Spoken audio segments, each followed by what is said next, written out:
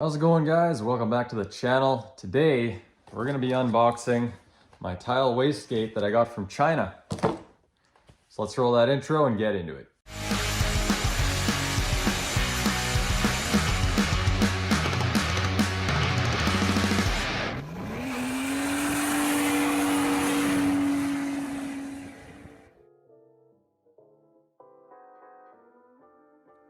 Okay, so a bit of a quick backstory before I get to the unboxing here.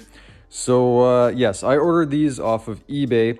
It came as a kit, and I was specifically looking for something not coming from China.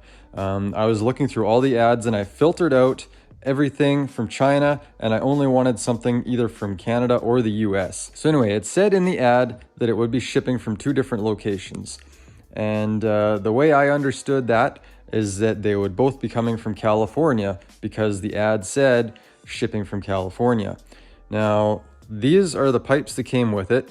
They actually did come from California, but funny thing, on the box when I received it, it said made in China on it. So they would have come from China originally. What I found out later is that the wastegate inside this box here was coming from China. So that also meant that I had to wait a lot longer to receive this. I got these a few days after I ordered them actually, so I was really fast shipping, but this took a lot longer. There was 2 delays, and when I finally received it, the UPS guy didn't even walk it up to my doorstep. He literally threw it from his van onto my doorstep.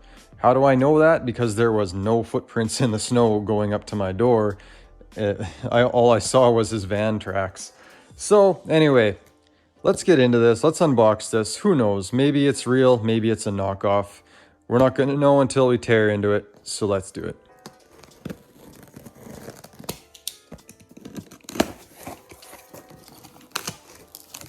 Okay, so first things first. This is an unmarked box, not a tile box that it should be in.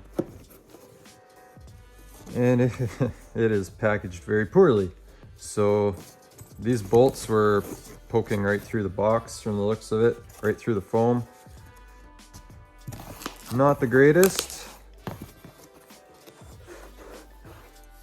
So we got the different springs here.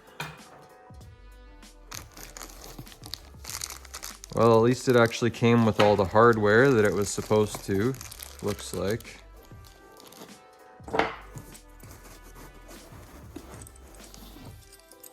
V-band clamps. V-band clamps and flanges, which is kind of surprising because I wasn't expecting extra flanges. All right, now let's see what we got here. This is a knockoff, 100% knockoff.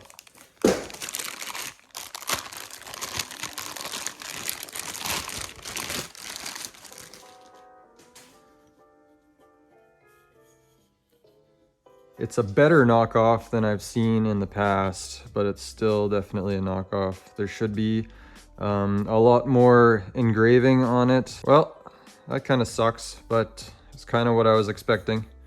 It even says made in USA, but it obviously isn't. This isn't even etched into it, that's just printed on there. Well guys, it's a little disappointing, but like I said, that's a risk you take when you buy off eBay. So I paid a lot more than I should have for a knockoff, but I'm gonna end up using it anyway. At the very least, I can use it to mock everything up, and then I can buy a legit one in the future. But yeah, let's see if we can get this thing mocked up in the car. So, got my turbo manifold here, and this is the flange where I'm going to be mounting the wastegate to. So first thing I wanna see is if I can fit the wastegate on here without that 90-degree elbow. If it doesn't clear, then I'm gonna have to use that elbow. All right guys, so as you can see, this is not gonna work. The turbo is in the way and it's contacting the wastegate. So I will have to use that 90-degree elbow, which is okay because that's what it's for. It's gonna relocate it a little bit lower, and then we should be good to go. So I'm gonna test fit it with the elbow and we'll see how that goes. All right guys, so this may be a little hard to see, but this is the elbow here attached to the turbo manifold, and I just realized that the kit did not come with 2 V-band clamps for the wastegate itself, so I will not be able to attach this today. but we'll get a basic idea of how it's going to fit on there. So with the wastegate on there, it's basically going to fit on here like this. And we can kind of angle it. We have the ability to angle it down a bit more so it's a bit farther away from the manifold. And then the exhaust pipe or dump pipe will probably just come straight off the back, and then I'll just send it straight down. So it should work. There should be plenty of room still to run all the vacuum lines and stuff. So I think that's what I'm gonna do. But until I get another V-band clamp, I won't be able to do a full mock-up of it. So at least we got a basic idea of how it's gonna work. It sits pretty low in here actually, so it'll actually end up being right behind the intercooler here, and then the dump pipe is probably going to be too long, so we'll probably have to shorten this a bit, but I think it'll work okay. All right guys, well, since I can't really do much else on the car without that V-band clamp, I figured I might as well take this all apart and we'll see exactly what we got here. So I was able to take the cap off of this, and this spring was inside it. I'm not sure how much PSI that is good for, actually for any of these. So the listing actually said that this is good to 14 PSI. I'm guessing I probably have to put all of these springs together in order to get that. When I kind of cross-referenced the authentic Tial spring chart, to get around 10 PSI, the springs that they had were actually similar to this one and this one, but I don't actually know the difference between them. The spring rates could be way off. So I don't know what I'm going to do there, because I don't want to be making huge power on this engine. I just want it to be reliable. So anyway, if you guys can maybe chime in, maybe you have more experience with it than I do, on what these spring rates would be, or what I would need to put together to get around 14 PSI. I actually only want to run about 10 PSI, so I may not even need this big spring. I may only need these little ones, but I don't want to be too low either. So either way, I'll have to figure out something for that. Let's open this up here.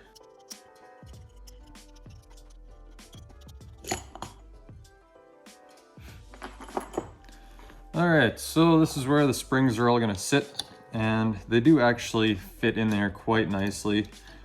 Kind of what I would expect on an authentic one. They all have their own grooves for them to sit in. So I'm not too concerned about that. I'm not too concerned about the functionality of this thing. I'm sure it's going to work just fine.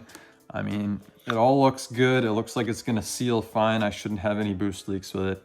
So I'm just going to run what I got. The only thing I'm a little disappointed of is the price I paid for a knockoff.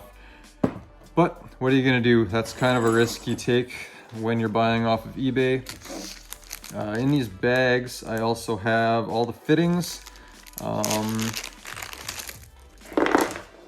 These would be for the water lines, which I'm not going to be using.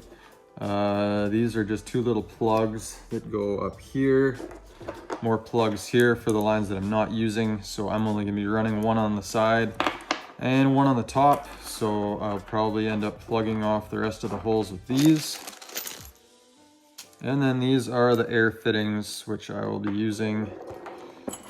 Probably one up here, I'm guessing. And then the other one will go on one of the fittings down here. And then the rest will all get plugged up. So not a bad kit considering it's a knockoff. I think it'll work just fine. So I have actually been in contact with the seller, just kind of telling him what happened and how misleading his ad is. And he's asking me what I want for compensation. So I told him I don't really want to return it. I can still use the wastegate, but I just feel like I paid way too much for a knockoff. So we're going to see if maybe he can reimburse me a little bit for it or something along those lines. But I'm not really going to hold my breath on that. I don't really see it going anywhere. But I think we can make the best of this. We're going to be able to make it work. And at the end of the day, I'm going to have a wastegate on the car. At least we got that, and we can keep moving forward.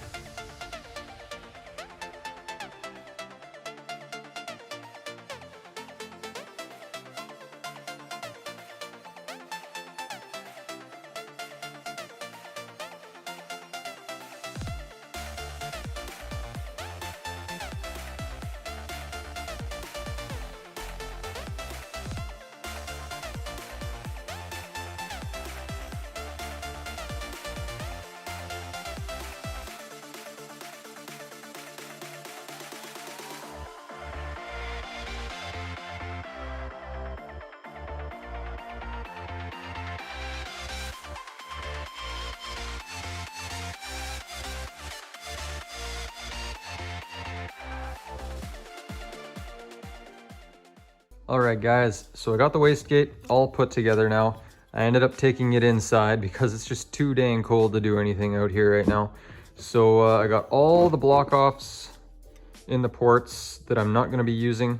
And then I got the vacuum fittings put back here. I'm not 100% sure if that's the way it's going to be. Once I actually get it mounted in the car, then I'll know for sure where I'm going to mount everything. But I think this is pretty close to where it's going to be. So we'll leave that as it is for right now. These plugs came with O-rings on them so that they don't leak. These are the ones that it came with.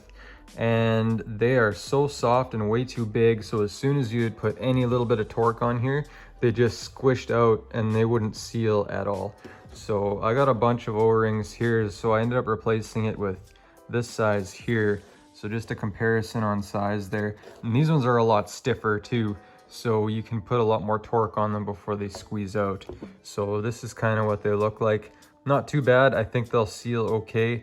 If not, I may have to go a size smaller yet, but we're gonna run these and see what happens. So I ended up not using this spring here. This is the one that was originally in it, but there were the two other sizes. There was the tall one and then the smaller one. So I ended up putting both of those together. I kind of used the sizing chart on the Tial website, kind of had to guess on which one was close to the ones that I have.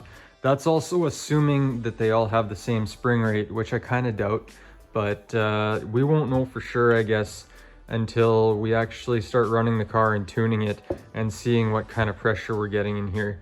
So when we do end up tuning it, I'm going to bring this spring along, and then we may need to do some changes there. But for now, I think this will be a safe start. I don't want to overdo it right from the start, so it's better to be smaller than too big.